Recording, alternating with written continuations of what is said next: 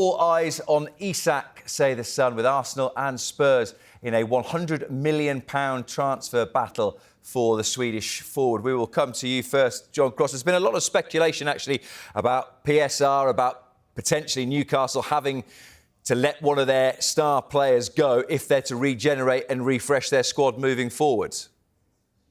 Absolutely.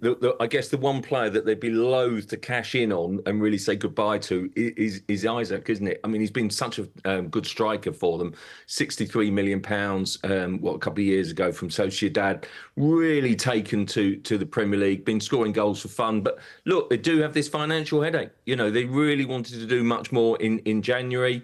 You might remember, obviously, they spent big last summer. One of those players, obviously, Tonali, who's proved to be a disaster because of the ban, not being able to play him. So if they want to kind of spread and kind of grow a little bit, maybe they'll have to sacrifice one player. Eddie Howe making it clear that he doesn't want to lose Isak, and no wonder, because Isak is such a good player. Listen, why I think Arsenal, there's no doubt about it. I do think Arsenal like him because they liked him when Newcastle signed him. So before they signed Gabriel Jesus. So, there's no doubt about it. I'm sure that Arsenal have admiring glances. I'd be a bit more sceptical about Spurs because remember a few weeks ago it was Postecoglou saying that he can never envisage a day when Spurs would spend £100 million on a player. And generally they tend to kind of buy a little bit of a lower price and basically build their players up. Postecoglou's done a brilliant job at that this season, putting them back into Champions League contention. But I do think they'll be interested in Isak, and it depends, I guess, on how much Newcastle think him as an individual is worth keeping against the balancing of improving the wider squad. At the moment, it looks like Eddie Howe has certainly made up his mind that he doesn't want to lose Isak. Interesting as well, Miguel, that it sort of leads to a wider discussion about PSR.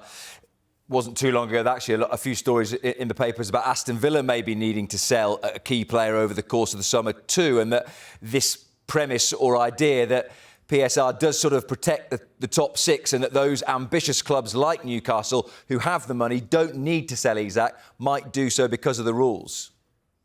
But this is a point I've made on the show before. The issue actually isn't PSR itself, because, I mean, as we've seen over the last 20 years of football, you do need some sort of cost control for competitive sport. It's essential, because if it's a free-for-all, imagine what happens. Well, in this case, we'd probably have Newcastle, Manchester City spending whatever they want, and all the other clubs almost going bust trying to keep up. That would be the reality.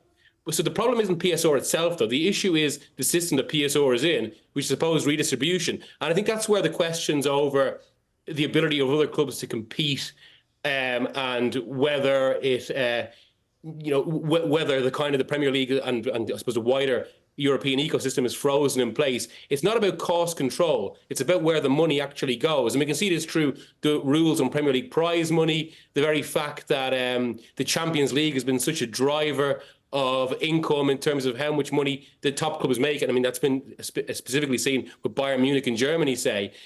So I always feel that this debate is a little bit misdirected.